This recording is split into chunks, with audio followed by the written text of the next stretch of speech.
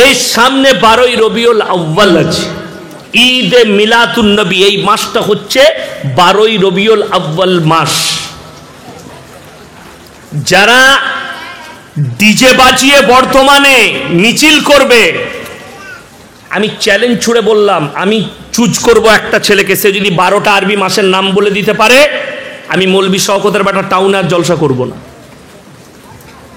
Challenge ছুড়ে বললাম, 12ই রবিউল আউয়ালের মাস, এই মাসটাই যদি ড্যান্স করা যেত, ডিজে বাজিয়ে যদি আপনার জুলুস বার করা যেত, সর্বপ্রথম তো আমরা আলেমরা প্রথম সারিতে থাকতাম। কথাটা বুঝে এসছে না আসেনি? কথা বলে না? আমরা আগে থাকতাম না? থাকতাম না। জুলুস ইসলামী শরীয়তে নাই। ছেলের কেক কেটে যে মুসলমানরা জন্মদিন পালন করে, তারা রেডি থাকুন কবরে মার খাবার লেগে। যদি তাহাজ্জুদ গুজার হন, আল্লাহর কসম আটকাবেন আপনি। চ্যালেঞ্জ ছুড়ে বললাম, যদি কেউ শিক্ষিত থাকেন আর মনে হয় ইয়াসিন সাহেব ভুল বলছে, তোমার বাপের বেটা কোনো মৌলবি থাকলে আমি 2 ঘন্টা স্টেজে আছি, নিয়ে এসো। দিয়ে খালি প্রমাণ করি দিবে হাদিস আর কোরআন দিয়ে, কেক কেটে জন্মদিন পালন করা ইসলামী শরীয়তে জায়েজ আছে। আমি মৌলভী শওকতের বেটা কোনো মৌলবি যদি এখানে হালাল বলতে পারে, আমি তার জুতোর মালা পরে গাড়ি চেপে ঘর যাব। চ্যালেঞ্জ ছুড়লাম এটা। যদি বলেন কেন, এই জন্যে হারাম। শুনেলেন, জন্মদিন খ্রিস্টানরা পালন করে, জন্মদিনটা ইহুদি নাসারাদের কালচার। আর কোরআনে আছে সূরা ফাতিহার শেষ আয়াত, গায়রিল মাগজুবি আলাইহিম ওয়ালাদ দাল্লিন। মাগজুব মানে ইহুদি আর দাল্লিন মানে নাসারা।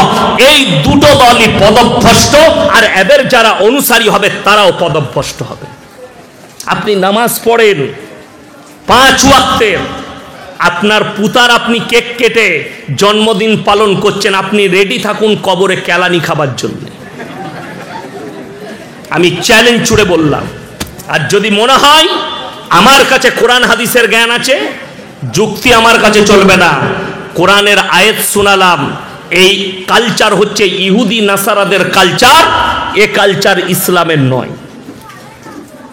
চ্যালেঞ্জ ছুড়ছি, পেছনে আলেমরা বসে আছেন, ইমাম সাহেবরা বসে আছেন, আর আপনাদের জানা মতো কোনো আলেম থাকলে আমাকে যেদিনে ডাকবেন ছোট নীলপুরে, আমি মৌলভী শওকতের বেটা হাজির হয়ে যাব।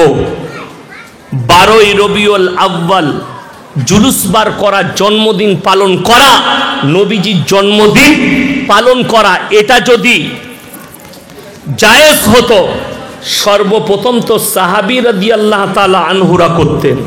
ঠিক কিনা কথা বলেন? আল্লাহর নবী সাল্লাল্লাহু আলাইহি সাল্লামকে আল্লাহর নবী সাহাবীদের থেকে কেউ বেশি ভালোবাসতে পারে না। সেই সাহাবীরা নিজেদের জিন্দেগিতে কেউ জন্মদিন পালন করলেন না। চলে গেল, তাবিনরা করলেন না, তাবিনরা করলেন না। 4 জন ইমাম, তিনারাও নিজের জীবন দশায় জন্মদিন পালন করলেন না। আর এই কটা গন্ডমূর্খ জিলাপি হুজুর, জিলাপি না খেলে এদের পেট ভরে না। এরা বলছে ওই দিনে তো বিরিয়ানি পোলাও খেতে হবে, ওই জন্য 12ই রবিউল আউয়াল পালন করতে হবে। খাও, কে মানা করেছে? কবরে জবাব দিবে। কবরে যদি নিজের ছেলের জন্মদিন পালন না করা যায়, রাসূলের সাহাবীরা না করে থাকেন, আপনি কোন হিসাবে সেটাকে ধর্ম মনে করছেন? 1 মিনিটের লেগে মনে করে নিলাম যে চলো ঠিক আছে। আপনি বলুন, যদি মিথ্যা হয় আমি ইউটিউব খুলে দেখিয়ে দেবো আপনাকে। এখানে ইউটিউবে আছে, বর্তমান টাউনে ওভারব্রিজের ওপরে হারামখোর এই মুসলিম যুবকরা ডিজে লাগিয়ে ড্যান্স করছে 12ই রবিউল আউয়ালে। কাদের ঘরের সন্তান? মদ খেয়ে বড় বাজারের ছেলে মেয়েরা সারা রাত ড্যান্স করে মুহররমের দিনে। আর এরা বলে আমরা আশিকে রাসূল, এরা বলে হযরতে হোসেনকে মহব্বত করি। আল্লাহর কসম খেয়ে বলে যাচ্ছি, এরাই হবে জাহান্নামের প্রথম খোরাক। মদ ইসলামে স্পর্শ করা হারাম, গাঁজা ইসলামে স্পর্শ করা হারাম, নেশাগ্রস্ত জিনিস ইসলামে হারাম, আর আপনি মদ খেয়ে হযরতে হোসেনের দুঃখ পালন করছেন, তাও আবার আন্ডার প্যান্ট পরে ড্যান্স করে। আরে এটা জায়েজ হলে তো আমরা মৌলবীরা আগে করতাম, কোনো অসুবিধা নেই। কিন্তু দুঃখের বিষয় শরীয়তের বাইরের কাজ এটা। আপনাদের এখানে খেলা হয় না? কথা বলে না? আরে ক্রিকেট খেলা, ফুটবল খেলা হয় না? টুর্নামেন্ট হয়, যারা জিতে তারা নাচে না, যারা হারে তারা নাচে। কথা বলে না? যারা হারে তারা নাচে, যারা জিতে তারা নাচে। হযরতে হোসেন শহীদ হয়েছে, তাহলে সাহাবীরা শহীদ হলো আমাদের, আমরা দুঃখ পালন করব না ড্যান্স করব? কথা বলে না? দুঃখ পালন করব। কি আছে? আপনি রোজা রাখুন, আপনি কাঁদুন আল্লাহর কাছে। আল্লাহ হযরতে হোসেনকে যারা শহীদ করেছে কারবালার প্রান্তরে, আল্লাহ তুমি তাদের বিচার করো। নামাজের পাটিতে কাঁদলেন, রোজা রাখলেন, আরে তোমার জানাই নাই ইসলামটা, তুমি আবেগে করছো। তুমি যদি বিবেকের দ্বারা ইসলাম করতে, সর্বপ্রথম তুমি নামাজি হতে, সর্বপ্রথম তোমার কাছে মদ স্পর্শ করা হারাম হতো। আজকে বড় কষ্ট লাগে, আমাদের ইমাম সাহেব, আমাদের রফিক সাহেব, হ্যাঁ আমার সম্পর্কে সালা হচ্ছে, আবার আমি অনেক কিছু বলতে পারি, কেউ না জিজ্ঞেস করুন। আমি ওনাদের গ্রামের জামাই, ওটা আবার আপনাদের ইমাম হলে কি হবে, ও আমার সালা, কি বুঝলেন? তো আমি অনেক কিছু বলতে পারি। আপনারা মনে মনে করবেন না সালা আবার বুনাইকে কিছু শিখিয়ে দিলেন কি বে, ওটা ভাববেন না। আমার সাথে কথা হয় নাই, বেচারা ছুটাছুটি করছে, আমি খালি দুটি তাড়াতাড়ি খানা খেলাম, পালিয়ে এলাম, ছুটাছুটি করছে সকাল থেকে বেচারা। ওই জন্যে আমাকে কিছু শিখাই, আমাকে কিছু বলে না, আর আমি কারো কথাও শুনি না, ও আমাকে বলা লাগবে না। আমি আমার মতো বক্তব্য দেবো কোরআন হাদিসে। আমার মুসলমান ভাই, আজকে আপনি চিন্তাধারা নেন যে ইসলামের অস্তিত্ব মিটানোর পেছনে সর্ববেশি যদি ক্ষতি কেউ করেছে তা মুসলমান নিজে ক্ষতি করেছে। আল্লামা ইকবাল লিখেছে, ইস ঘর কো আগ লাগি ঘর কি চিরাগ সে। মুসলমান, তোমরা নিজেদের ঘরে নিজের আগুন ধরিয়েছো। আপনারা বলুন, বর্ধমান টাউনে ছোট নীলপুরে বিয়ে শাদী হয় না? কথা বলে না? হয়। আচ্ছা, বিয়েতে গান বাজনা হয় না? হয়। চ্যালেঞ্জ বললাম, সে যদি তাহাজ্জুদ পড়ে তারপরও জানবেন গোলমাল আছে। কেন? তুমি কেমন, তোমার আখলাক, ব্যবহার, চরিত্র, চলাফেরা, উঠা বসা পাড়ার লোক বলবে চাচা কেমন। কথাটা বুঝতে পেরেছেন না? পারেন? পাড়ার লোক বলবে কেমন, আমি কেমন আমার গ্রামের লোক বলবে। আমি যাদের সাথে উঠা বসা করি, যাদের সাথে প্রতিবেশীর সাথে মিশি, তারা বলতে পারবে ইয়াসিন সাহেবের চলাফেরাটা কেমন। ওই জন্যে পাড়ার লোক বলতে হবে। আগে চলুন, ইসলাম কি?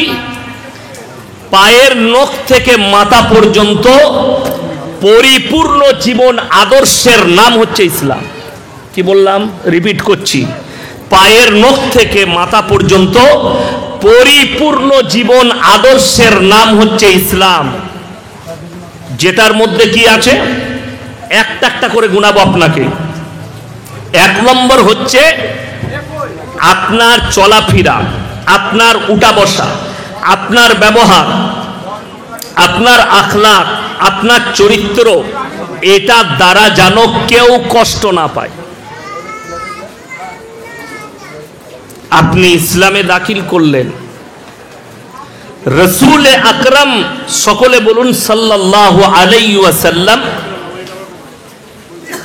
রসুলের কাছে তলোয়ার ছিল, তলোয়ার রাখতেন। নবীজি সুন্নত অস্ত্র রাখা। পুরো জীবন জিন্দগির মধ্যে যতদিন নবীজি 63 বছরের জীবনীতে নবীজি তলোয়ারের দ্বারা মানুষ তো দূরের কথা, একটা প্রাণী পর্যন্ত ক্ষত বিক্ষত হয়নি। জোরে বলুন সুবহানাল্লাহ। এ নবীজির আদর্শ। এবং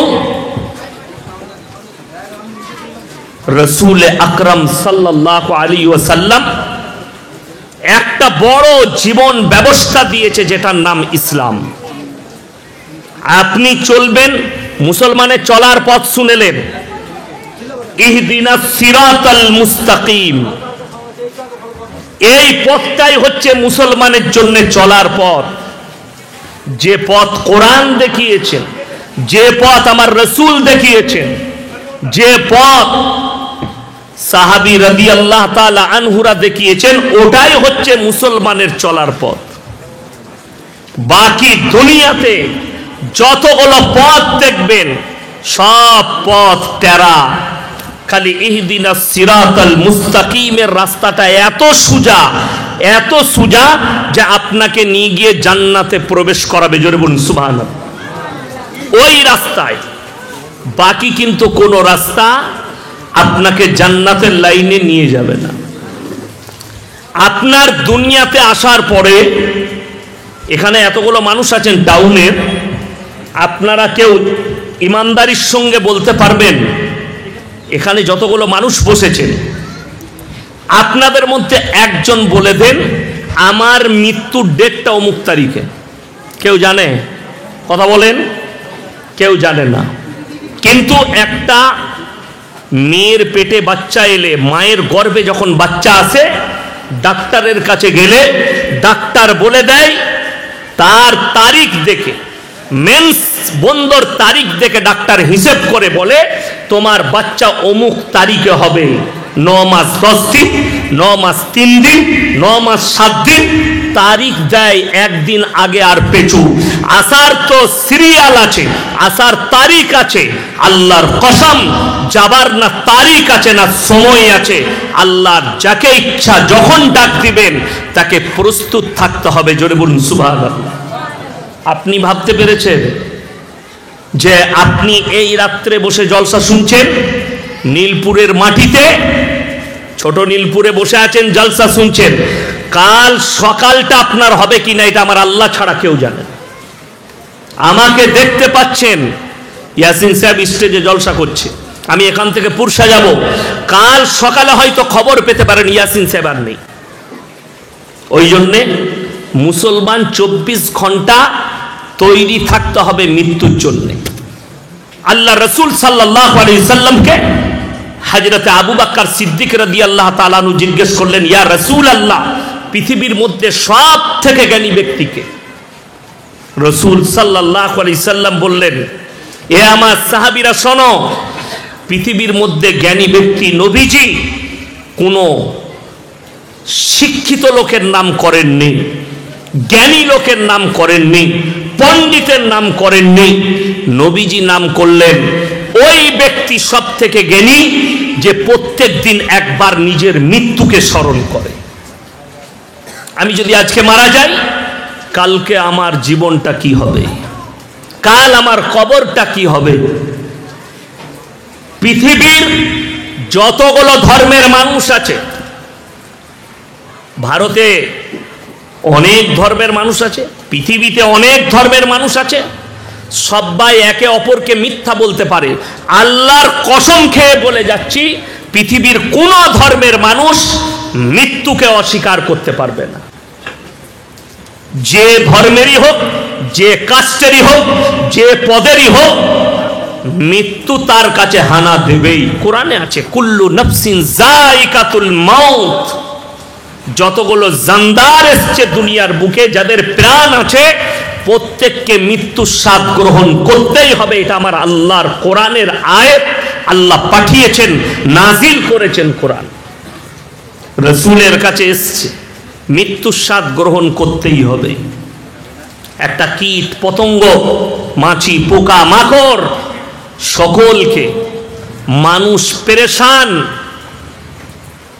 আল্লাহ তাআলা কোরআনে বলেছেন, এখানে যতগুলো চাকরিজীবী যে সকালবেলায় 10 লাখ টাকা ইনকাম করেন, যে মাসে 10 লাখ করে, মাসে 1 করোড় করে, যে মাসে 50,000 বেতন পায়, 1 লাখ বেতন পায়, এখানে দাঁড়িয়ে একটা লোক ইমানদারির সঙ্গে বুকে হাত দিয়ে বলুন আমার কাছে কোনো দুর্বলতা নেই, সে মিথ্যাবাদী।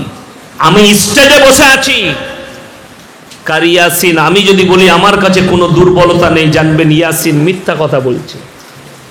আমি এটা কোরআনের কথা বলছি। কেন? কোরআনে আছে ইন্নাল ইনসানা খুলিকা হালুয়া, আমি মানুষকে অসহায় আর দুর্বল সৃষ্টি করেছি, মানুষ সবল নয়।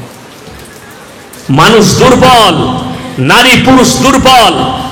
যদি বলেন কোন দিক দিয়ে, কেউ সাংসারিক দিক দিয়ে দুর্বল, কেউ পারিবারিক দিক দিয়ে, কেউ রাজনৈতিক দিক দিয়ে, কেউ সামাজিক দিক দিয়ে, কেউ অর্থের দিক দিয়ে। যে কোনো রাজা বাদশা প্রজা, বড়লোক গরিব ধনী দরিদ্র, সকলের মধ্যে আল্লাহ পেরেশানি রেখেছেন, টেনশন রেখেছেন। ইন্নাল ইনসানা খুলিকা হালুয়া।